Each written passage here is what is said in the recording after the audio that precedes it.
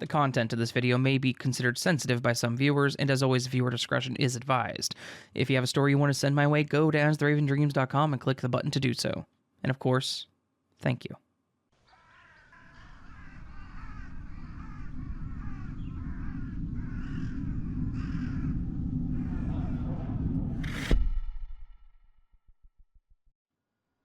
I have a story about something that happened to my family back in the early 2000s.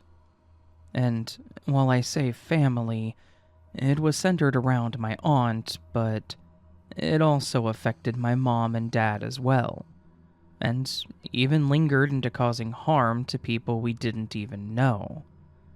It'll make sense as the story goes on. To give a bit of background into my family, my mother half owns a salon with one of her college friends. The two of them have been in together on it for around 25 years, and they've always had a great relationship and pretty consistent clientele. They've made decent money since they started, and they have a good staff of people that work various shifts. Really, it's just your normal, successful salon. Now, my aunt has been a major part of my life since the day that I was born. She's always been a stay-at-home mom, and when my mother had hit a point where she needed to get back to work, my aunt kind of took over raising me until I started going to school. Even then, I would get off the bus at her house after school and would spend time with my cousins until my dad got off work and came over to pick me up. So, needless to say, my aunt has always been like a second mother to me. Unfortunately, she's also always been in a bit of a rough marriage. My uncle, her husband, and the father of her two kids had taken to drinking to unwind. The problem is that his unwinding quickly turned into addiction and then full-blown alcoholism. He was drinking heavily every single night. He was waking up with a hangover and not going to work. And then he ended up getting fired because he showed up to the dealership where he was a mechanic, and they could tell that he was at least somewhat buzzed. From there, things just started getting worse. With no income, they weren't going to be able to keep the house. They were struggling with the basic financial needs on a day-to-day basis, and my uncle had started to take his frustrations out on my aunt. I think that most of you can assume what I mean by that, but she was basically explaining that it was escalating beyond what it was, and that things were seeming like they were just going to get worse. From there, she was talking to my mom about getting her own place and looking for some recommendations. My mom, being the person that she is, told my aunt that she was welcome to come and stay with us for as long as they needed to, and that we could move things around to make it work. At first, my aunt wasn't sure if she wanted to go through with it, but after a little bit of convincing, my mother had basically talked her into doing so. Then, on my birthday, which was that first week of April, my mom and cousins had gotten their things and moved into the house. She had successfully filed for divorce against my uncle. My uncle, as one can expect, was not happy with how things were going, but didn't really have much of a say in the matter. They had gone through a lawyer that my mother knew, and it became a situation of, this divorce is happening, the kids are going with her because she has a stable place to live. As they were settling into living there, my mom had actually talked with her partner at the salon and gotten my aunt a part-time job there. Basically, my mom was going to make sure that this whole thing went as smoothly as it could, and that my aunt would be back on her feet in no time. That's just who my mom is. Unfortunately, pretty much immediately after they had moved in and they started to feel comfortable, the phone calls began. At first, it would be my uncle calling, and when my mom or dad answered, he would demand to talk to his wife. They would, professionally, tell him that she was no longer his wife and that he needed to not call our residence. Anything he wanted to say needed to be done through their attorney until things were settled. Then, he would start calling and hanging up, calling from different numbers, calling and saying something that was vaguely threatening and then hanging up. He pretty much went through all the levels of being an angry creep. And sure, I felt bad for him, as this was obviously something that was a huge change in his life, and it was hurting him, but he had no one to blame but himself. Any pity that I had for him definitely dwindled as the days went on. And when I say days, I do mean days. It was still April when he started to really escalate and get aggressive. The first step he took that was beyond just calling, it was showing up at the house unannounced. He only did this once, but he had basically showed up in the middle of the night, probably around 1 or 2 in the morning, and you could smell the booze on him. He banged on the door for several minutes before my dad answered, and my mom was already calling the cops. Mostly because he had driven over there and was very obviously inebriated. When the police showed up, they couldn't really do a whole lot other than ask him to leave the property and tell him that he wasn't allowed to drive. Because he wasn't in the car when they got there, they couldn't say that he was driving drunk as there was no proof that he had actually been driving. He tried to argue with them, but they were beyond adamant that he needed to call a cab or call someone to pick him up. They then told my aunt to get a restraining order against him if this was going to be a big thing, as that would make it to where they could do more if he tried to get to her again. She told them that she would, and then mentioned that it had been a fairly rocky divorce, and that there was already a lawyer involved. They stuck around until he got into the cab, and then they left as well. That, unfortunately, was not the end of it, though the next day was. After that night, my aunt was a bit shaken and apologetic about the whole thing, but my mom was very pushy about the fact that it was not her fault. Despite this, my aunt told her that she wanted to call my uncle and have him meet her at the salon so they could talk and try to set some boundaries on things. My mother didn't like this, but my aunt said it would be okay and that he just needed to be talked to like a child. So, my aunt called him and told him to meet her at the salon at around noon so they could talk about the situation and maybe come to some kind of agreement. Unfortunately, he had other plans. He agreed to meet up with her there at noon, and she thought that was it. They went to the salon and they started working as normal. Around 11, they were busy, like they normally were, and they had a number of people in the chairs and a few waiting for their turns. From what I've been told, my aunt was working at the front register, facing out into the parking lot, when she saw my uncle's car pull into the lot. She sighed and made a comment to my mom about him being there early. My mom told her that if she needed, she could head outside and just talk to him now.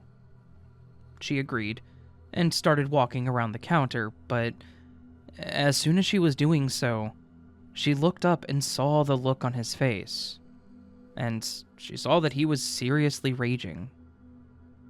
She said that she had a bad feeling as soon as she saw him, but there was nothing that she could do. He had put his car back in to drive, and he had gunned it. The way they described the sound of the car driving through the front wall of the building is painful. It was just a loud smashing sound, followed by the screams of everyone in the building, and then it just went silent as the weight of what happened took over. Thankfully, no one was seriously hurt, though he had smacked into at least one person that was waiting, and they had minor cuts and bruises. What's worse, my uncle tried to get out of his car and run away from the scene, thinking that he could get away and not get caught somehow. Ignoring the fact that he had driven his own car into the salon where his wife worked, it was on camera, and had been seen by multiple people, he thought he would be able to get away. He was also drunk, surprise, surprise, so he was unable to really run very far. So, overall, he ended up arrested for several different crimes. The salon had to shut down for a month or so to get repaired, and a few people got to experience almost being run over while waiting for their haircuts. Thankfully, he did go away for a long time, and my aunt was able to get things back in the right direction, but no one in my family has ever forgotten the day that they were almost murdered by my insane drunk of an uncle.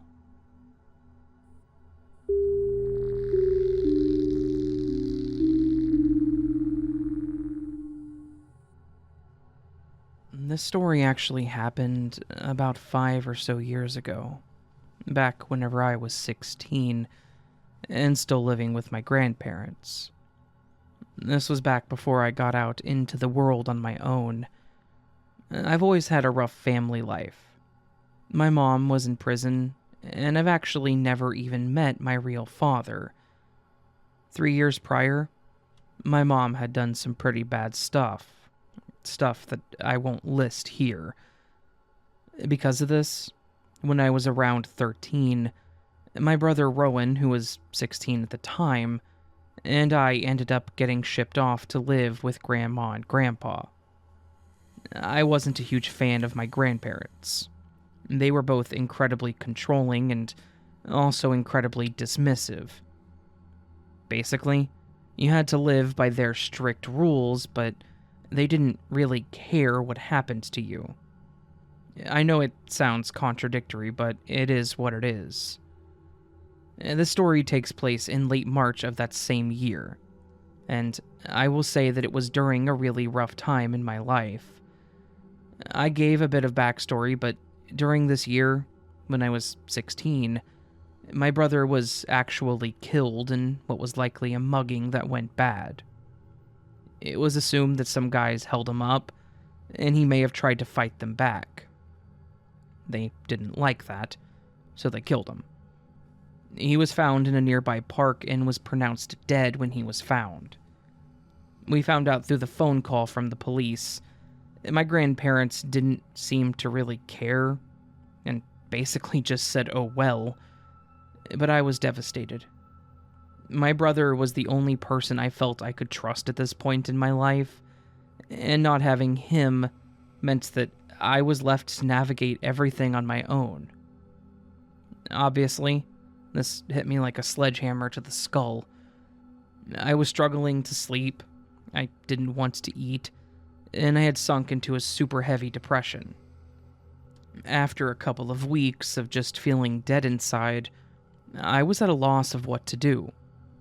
All I could think about was my big brother and the fact that he was never coming back, and that there was literally nothing in this world that was going to undo what that person had done.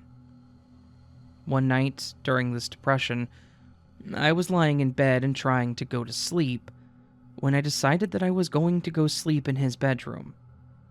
Looking back, it was obviously just me trying to cope, but it felt like a good idea. If nothing else, I could maybe just lie there and think of all the good memories that I had with him. So, I grabbed my pillow and headed towards the hallway down into the basement stairs. His bedroom was down in a small finished section of the basement, in a room that was connected to the laundry room, but he had its own door into the main area. It was small, pretty much just big enough for a bed and a dresser, but it was where he had slept for the 3 years that he lived there. So, I got down there and I went into his room and I just kind of sat on the edge of his bed and thought about him more. I was sitting there and hoping that somehow he would respond. I just sat there and begged for him to talk back to me, to tell him that I was going to be okay, to let me know that I needed to move on. I knew that I needed to move forward, and I knew that I needed to keep living for the both of us, but I wanted him to tell me. It makes no sense from the outside, but to me, in that moment, it was the only thing that made sense. He had helped me navigate through my childhood while our mom would disappear for days at a time. He was my guide through my early teenage years. It was because of him that I felt like I could take on anything, and with him gone, I felt like I was just going to fall apart. As I was talking to him and telling him how much I missed him, the whole room started to feel strange. The only word that I can think to describe it is charged. Like when you're outside during a lightning storm just before it rains. The air started to have this electric feeling to it. It was almost heavy on my skin. As I was sitting there and pretty much watching the hair on my arms stand up, the lamp that was on his dresser started to flicker down to a dim, almost like it was being disrupted. Then I heard a pop, and it burned out, leaving the whole room dark. I was just kind of sitting there on the bed in the dark and staring at the now burned out lamp. I remember that I was thinking it was odd that it happened, and the whole feeling in the air was weird too. While I was just kind of sitting there and taking it in, out of nowhere, I heard someone laugh quietly. It was kind of like the voice was far away from me, but also playing in my head. And it wasn't just any laugh, no, it was Rowan's. I went from a little bit freaked out to honestly laughing my back end off at this. I knew then that Rowan had done this from wherever he was on the other side. It may sound stupid to some people, but I honestly feel like my big brother heard me crying and talking to him in his room, and he wanted to make me laugh. So he played this dumb trick on me. I feel like it was him that made the air feel charged, him that shorted the bulb to make me jump, and when he saw that he had successfully scared me, he couldn't help but laugh at my reaction. When that clicked, I couldn't help but laugh with him. He'd gotten me one last time, and he was oh so proud of himself. Afterwards, I just kind of crawled up onto the bed and fell asleep for the first time since he had died. I was actually able to get a full night's rest, and I'll admit that after that night, I pretty much set his room up as my own. I moved my clothes down there, as well as a few belongings, but pretty much kept it how he had it. Kind of as a way to say, yeah, you got the last laugh, but now your room is mine. Just in case he was still around. I know a lot of people don't believe in the afterlife, but I do. And I really do feel like this was him playing a small joke on me to get me to liven up a bit. That was the last night that I felt miserable, and I only got better from there. I do still miss Rowan more than anything, but I've moved forward with my life and things have been going pretty well for me since. And I'm much more at peace with his death.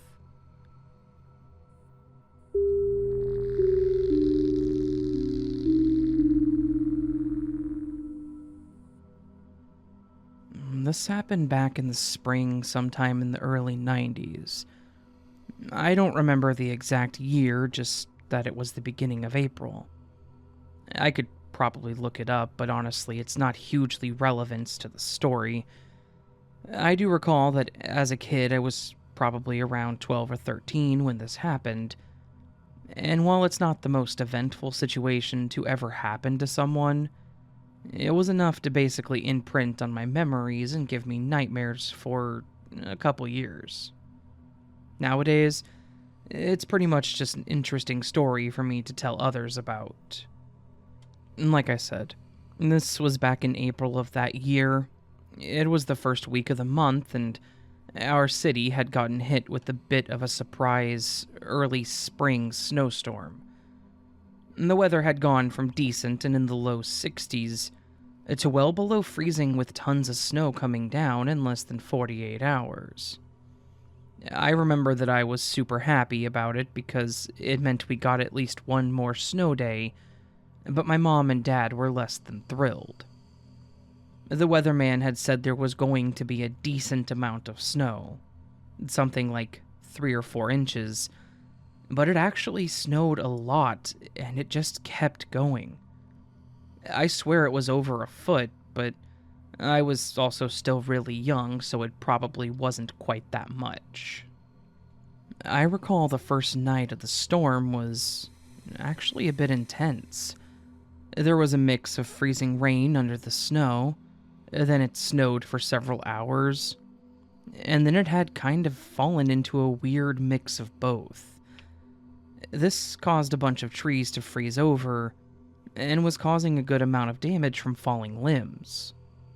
We, thankfully, didn't have too much in ways of trees around the actual house, just a few in the backyard that were near the rear of the property. Unfortunately, there was one that was half dead, and the ice was the catalyst to the whole thing falling over. Or at least half of it. On that first night, probably around 9 or so, I remember I was on the couch, my mom was in her chair, and my dad had already gone to bed. The two of us were waiting to see if school was going to be closed the next day, even though I knew it was going to be.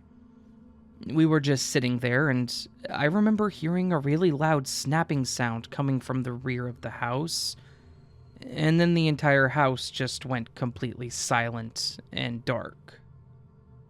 My mom told me to stay where I was, and went to wake up my dad, which really just made him angry more than anything. But he went out to the garage and grabbed a flashlight from his toolbox, and then my mom and I lit some candles. It was seriously creepy to be there at almost 10 at night, with the whole house just completely silent, other than my mom trying to find the number for the electric company's emergency line in the phone book. Fun fact, for those that have never had a landline phone, those copper lines didn't require power to the house. They worked even during most power outages. My dad just kind of sat in his recliner and went back to sleep, while my mom was doing all the work trying to get a hold of them. I was just kind of sitting there, staring out into the front yard and watching the houses that I could see from the window, and pointing out which neighbors had also lost power. Mostly by their porch lights. There were a few houses that were still on, but most of them looked like they had been affected. I remember my mom saying something about them not being able to send an emergency crew until at least the next afternoon because it was happening everywhere. And then they started talking like adults, trying to figure things out, so I tuned them out in my head. The next day was pretty much the same. My dad went to work, and my mom and I stayed home, just trying to stay warm and get some housework done around the upstairs area. This may seem like a strange thing to point out, but it's important to what happens that night. That afternoon, the power company did come out, but they'd pretty much told us that they had to run a new line from the pole to the pole in the back of our house, and that it wasn't going to be able to be done that day, which meant that we were about to hit day 2 of not having power or heat. Thankfully, our house was pretty well insulated, and we did have a gas stove, because we were able to keep it warm and make food, albeit by candlelight. That night is actually when the creepy situation occurred. That night we were all sitting in the living room, My dad was falling asleep in his chair, and my mom was reading a book by candle. I was just sitting there in the living room, and I was bored. I remember just sitting there and doing nothing, much of anything, when my mom told me to go down to the basement to get something. I don't remember what it was.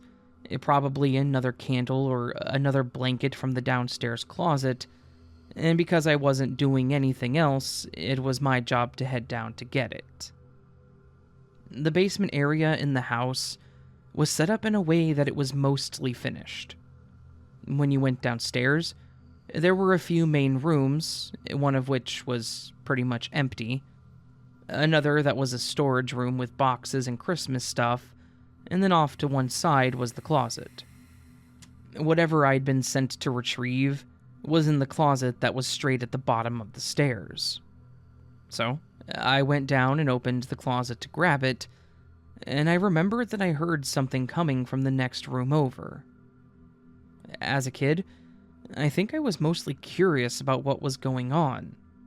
So I slowly walked over with my flashlight in hand, and I shined it at the door. As soon as I shined the light over at the door, whatever it was that was moving around stopped. This, of course, confused little me, so I went over to the door and I pushed it open, shining the light into part of the room. I think that part of me was expecting to see something like a mouse or some kind of animal or something, but that was not what I ended up seeing. In that room, standing among the group of boxes, was a full-grown man. I had no idea who this man was, no idea why he was in our basement. He was just standing there and staring at me, and I was silently staring back at him. Neither one of us moved for a few moments. It did take a few seconds for anything to move from this, because mostly I was just really confused about what was happening here, and, well, he'd been caught by a child. As soon as he started to move towards me, I literally screamed as loud as I could. This caught this guy off guard, and he started scrambling toward the window. I turned to run toward the stairs, and I ran into my dad, who had apparently woken up from my screaming. He was asking what was going on. I was pointing toward the storage room, shouting incoherently, and the guy in there was trying his best to climb out of the window. My dad pushed me to the side and ran into the storage room, and he tried to grab the guy as he escaped, but had only managed to snap the backpack off of him before he ran out into the yard. So, obviously, they called the cops about this, and they showed up to check out the situation. From what they could tell, the guy had broken into the basement at some point from that same window that he had crawled out of. What's scary? We have no idea when he had broken in. We hadn't been in the basement for at least the whole day, and he didn't look like he had snow on him, so he had dried off. The backpack that he left behind had just some clothes and food in it, as well as a few Polaroids of random people, at least seemingly random. We have no idea who any of them were or where they were taken, or why he even had them, but the cops did end up taking them from us. From what I know, they didn't catch this guy, and they really have no idea what it was all about. It was definitely possible that he was a homeless person that was looking for a place to stay, but it was really weird that he decided to break into our basement and stay there. Plus, this wasn't a city or anything like that. It was a small neighborhood, and we didn't have any homeless people that were seen around the area. I think that's honestly the scariest part. No one had ever seen this guy before or after, and he was not a part of our community. And that's honestly the scariest thing that's ever happened to me, and while some people may not think it's too creepy because nothing specific happened, it was enough to make me refuse to go to the basement alone, ever again.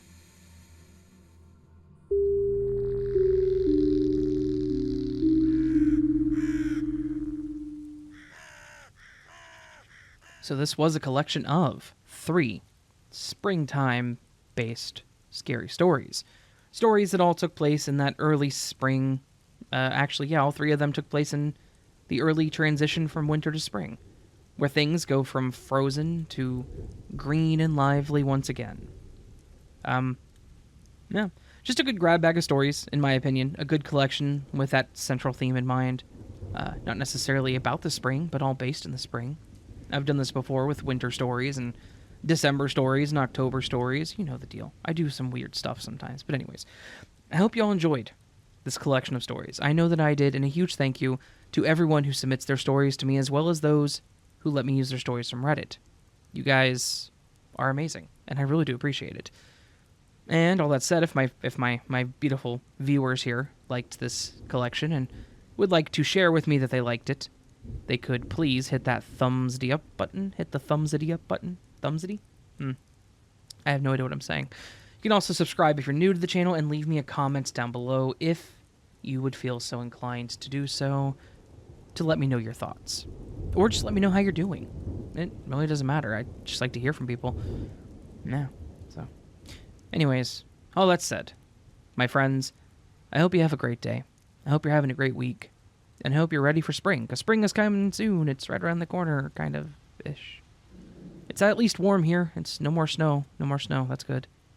I love the snow, but I'm very ready for it to not be snowing anymore. So, alright, I'm going to stop yabbing. Yabbing? What is wrong? I'll see y'all later. You have a great day, and I'll see you next time. But until then... sleep well.